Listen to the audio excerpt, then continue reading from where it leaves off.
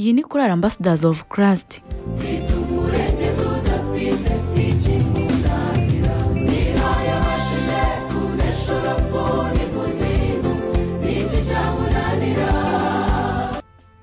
Korali ikimenya bose gusumbya kure umuravumba, haba mu Rwanda ndetse no mu karere ka Afurika y'Iburasirazuba.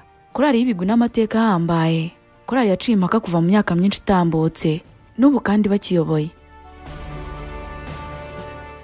Gusa uyu munsi siyo ngiye kuvugaho, ahubwo ngiye kuvuga kuri umwe mu baririmbyi bayo bakomeye b'inkingi za mwamba muri yo, ariko kandi akaba umwe mu bamenyekanye cyane kurusha abandi muri iyo korali. Ni Sarah Sanyu.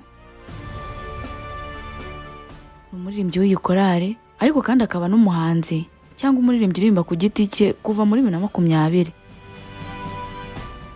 Kandi guhura n'uwo Mesiya si bisanzwe, uwahuye nawe ahinduka mushya. Hahandi mwari muzi narahimutse ndi mushya. Uwera Sarah Sanyu, ijwi ryiza si ryo yingenga, kuko afite ijwi ryiza ryizihira abaryumva kandi rikaryohera amatwi. Mu ndirimbo ze yakoze ku giti cye harimo n'iyi.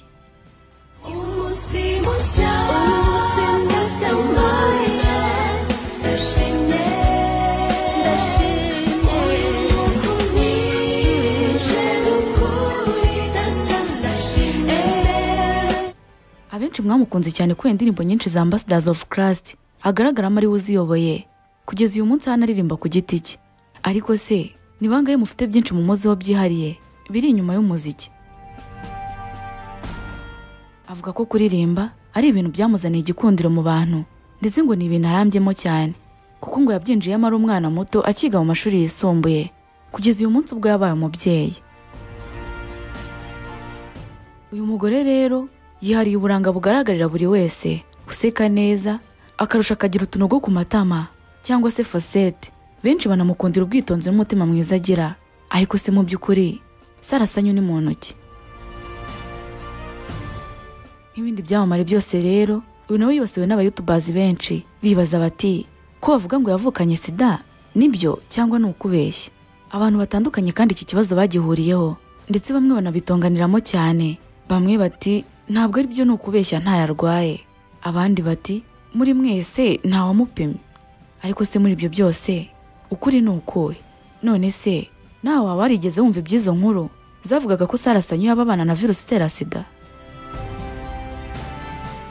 Birashoboka ko mu myaka yatambutse rimwe se cyangwa kenshi waba warumvise umuntu abikubwira cyangwa kumva abandi babiganira bavuga ko uyu mudamu ngo yaba yaravukanye ubwandu. Niba warabyumvise se wabyumviye he, ubyumva nande? None si iyo nkuru yari ukuri koko cyangwa byari ibinyoma n'ibihuha bidafite aho bishingiye? Ariko se kuko niba byari ibihuha byaturutse he? Reka tubyinjiremo turebe ukuri kwabyo, tunarebera hamwe amateka yose n'ubuzima uyu mudamu yanyuzemo kuva mu bwana bwe kugeza uyu munsi ubwo ari icyamamare muri gospel mu Rwanda. Ndagusaba gukora subscribe kugira ngo ujye ubana natwe umunsi ku munsi.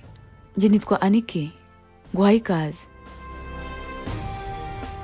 Amazina ye yose yitwa Uwera Sarah Sanyu. Yavukiye mu gihugu cya Uganda, avuka n'umwana wa 4 mu muryango w'abana 5 bari mu witwa Manzi, banaririmbana muri Ambassadors of Christ. Amashuri yisumbuye yayarangirije muri College Adventiste de Gitwe, aminuriza muri kaminuza ya IERK i Kigali. Uyu ni umuririmbyi ukomeye cyane muri Korali Ambassadors of Christ. Kugira ngo ubyumve neza, ndakubwira ko ari inkingi ya mwamba muri iyi korali, cyane cyane mu ijwi rya soprano. Niwitegereza neza mu mashusho agiye atandukanye ya Korali Ambassadors of Christ, uzasanga Uwera Sarah Sanyu ahagaze ku murongo w'imbere. Ubundi uzasanga inshuro nyinshi ari gutera zimwe mu ndirimbo z'iyi korali kubera ubuhanga afite mu kuririmba, bikiyongeraho no kuba afite ijwi ryiza. Sanyu yinjiye muri Korali Ambassadors mu mwaka wa 2006. Ukurikije imyaka afite ubu, birumvikana ko icyo gihe yari akiri umwana, nk'uko abyivugira ko yari akiga mu mashuri yisumbuye. Uwera Sarah Sanyu ni umwe mu baririmbyi b'abahanga u Rwanda rufite, ndetse akaba anakunzwe n'abatari bake kubw'impano n'ijwi ryiza afite. Ni umunyarwandakazi, akaba n'umubyeyi w'abana 2, umuhungu n'umukobwa. Umugabo we yitwa Kayumba Aime. Banakoze ubukwe ku itariki 29 Nyakanga mu 2018. muhanzi rero kuri ubu amaze gushyira hanze indirimbo ze ku giti cye zigera kuri 5 utabariyemo izo yakoranye n'abandi bahanzi. Muri zo harimo iyitwa Mwana wanjye, hakaza Mwana w'umuntu, Nitashinda, Umunsi mushya yakorewe na producer Ishimwe Clement. Uyu muramuzi cyane muri Kina Music, akaba umugabo wa Knowless Butera, n'iyitwa Omora. Ni nyuma yuko Sarah Sanyu yatangaje ko agiye gutangira kuririmba ku giti cye, ariko nanone bitavuze ko avuye muri Choir Ambassadors of Christ. Yavuze ko indirimbo akunda cyane muri iyi korali yitwa Imirimo yawe Mana, naho umurongo wo muri Bibiliya akunda cyane ni Zaburi ya 23. Mu buzima busanzwe bw'uyu muririmbyi usanzwe uririmba indirimbo zo kuramya no guhimbaza Imana, avuga ko ikintu cyamushimishije kuruta ibindi mu buzima bwe ari umunsi yibarukwagaho imfura ye. Ibi ngo byaramurenze abura icyo yakwitura Imana, usibye kuyiha amashimwe yari yuzuye umutima kubwo kumuhindura izina akava mu bukumi akitwa umubyeyi. Reka noneho mbere yuko nkomeza mbanze nkubwira gato ku bya ya nkuru yavuzwe ko uyu Sarah Sanyu yaba aravukanye virusi itera sida. Ese ibi byaje bite? Kuva yatangira kuririmba muri Choir Ambassadors of Christ, akajya agaragara ku murongo w'imbere ndetse akenshi akagira indirimbo zimwe na zimwe ayobora azantona, Sarah yatangiye kuba umusitari, abantu benshi baramumenya baranamukunda. Muri uko kwamamara rero nibwo mu myaka ya 2010 hadutse inkuru zavugaga ko uyu mukobwa wari ukiri muto muri icyo gihe yaba yaravukanye sida. Abantu barabiganiraga cyane muri salo cyangwa ku muhanda cyangwa ahandi hantu habaga hateraniye abantu barenze umwe. Iyo hajyagamo indirimbo ya Ambassadors cyangwa hakaba ikindi kintu cyose gituma haganirwa kuri iyi korali, byabaga bigoye ko iyo ngingo yasozwa hatagize umuntu uvuga ko Sarah Sanyu yaba arwaye sida. Ukajya kumva umuntu aravuze ngo disi kano gakobwa keza kavukanye sida. Sinshaka kwemeza ko abantu bose bumvise iyi nkuru, ariko nzi neza ko mu bakuri iki kiganiro bamwe muri mwe mwarabyumvise. Biranashoboka kuri no mu babiganiriyeho n'abandi cyangwa uri mu babiganirijwe. Niba nawe urimo ubwo uraza kutubwira muri comment. Ntabwo bizwi neza ayo makuru yaturutse n'uwo yazanye bwa mbere, ariko ikiriho cyo nuko iyo ari inkuru yakwiye igihugu cyose mu bice bitandukanye byacyo. Gusa iyi yari inkuru y'igihuha cyambaye ubusa, kuko nagerageje gushaka amakuru no gucukumbura ngo ndebe koko hari inkuru yanditswe mu binyamakuru cyangwa ngo uyu Sarah Sanyu ubwe abe hari icyo yabivuzeho na kimwe, cyangwa se hari aho yabibajijweho ariko nta hamwe nabonye. Mu by'ukuri sinzi uwahimbye iki kinyoma, ariko kandi uburyo cyakwiye igihugu cyose nabyo biratangaje ndetse ni nibyo kwibazwaho, kuko urebye inkuru zose zamwanditseho cyangwa ibiganiro yatanze ku YouTube channel atandukanye, biragoye ko muri comment z'izo nkuru haburamo umuntu wavuze kuri uko kurwara sida kwamuvuzweho. Urugero nko ku itariki 11 z'ukwa gatanu 2018 ikinyamakuru inyarwanda.com cyanditse inkuru ifite umutwe ugira uti Sarah Sanyu Uwera ishyiga ry'inyuma muri Ambassadors of Christ agiye gukora ubukwe.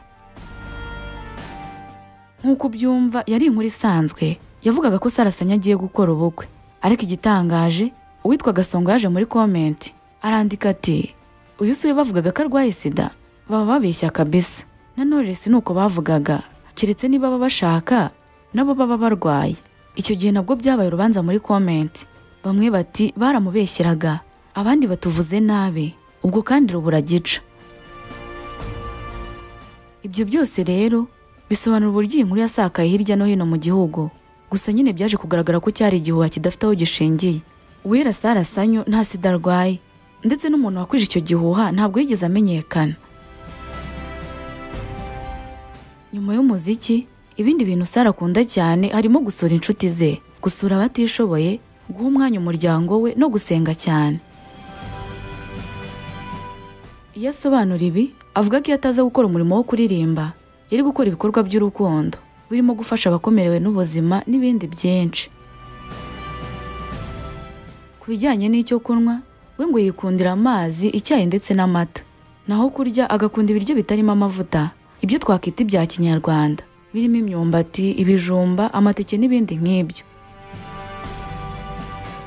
Iyo umubajije korali akunda, akubwira ko korali zose azikunda, ko ntayagira yihariye, ariko ngo mu bahanzi basanzwe uwo akunda ni Julian wo muri Uganda. Mu buzima busanzwe, nyuma yo kuririmba no gukorera Imana, Sarah Sanyu n'umukozi muri banki ya Goshen Finance PLC. Naho ku by'idini ni umudivantiste w'umunsi wa karindwi usengera ku itorero rya Kibagabaga English Church, ariko akaba ari umwizera wo ku itorero rya Remera. Kuririmba no gukorera Imana mu buryo ubwo ari bwo bwose ngo nibyo bintu akunda kandi yishimira gukora. Sarah Sanyu ni umumama uhorana akamwenyu ku maso n'inseko izira imbereka ku buryo ntatinya kuvuga ko yatwaye amarangamutima ya benshi b'igitsina gabo. Nk'uko bisanzwe twese turabizi ko umuntu agira ibimushimisha akagira n'ibimubabaza. Sarah Sanyu aganira n'igihe.com yatangaje ko igihe yababaye kuruta ibindi byose, igihe cyamushegeshe kandi atazibagirwa, ari umunsi yaburagaho ababyeyi be yakundaga cyane. Gusa nanone ngo ntiyakibagirwa ibyo Imana yamukoreye ubwo yakoraga impanuka yabaye kuri Ambassadors of Christ muri 2011 ubwo barimo bava kuririmba muri Tanzania. Ni igihe cyamushenguye umutima, ariko nanone agatanga amashimwe menshi ku Mana. Zimwe mu nzira z'umusaraba yanyuzemo harimo kuba yarabaye imfubyi akiri muto, ubuzima bwe bukaza gukomereza mu kigo kirera imfubyi. Ushobora gutekereza ko Imana yo kuririmba ayikomora ku babyeyi be, ariko siko bimeze, kuko ababyeyi be batakundaga kuririmba ahubwo ngo bakundaga gusenga cyane. Ibi bikaba byaraviriyemo umugisha mwinshi umwana wabo Uwera Sarah Sanyu. Avuga ko aho bari batiye kera habaga abazungu bakundaga kuririmba, bakaba ari nabo ngo bamufashe kuvumbura impano yari yifitemo yo kuririmba. Ngayo nguko rero, ngaya amateka y'ubuzima bwa Uwera Sarah Sanyu mwamenye cyane muri Ambassadors of Christ. Ese Uwera Sarah Sanyu uramwemera? Niba umwemera se umwemerera iki? Ngaho reka tuganire muri comment. Wakoze cyane kubana natwe, Imana ikurinde.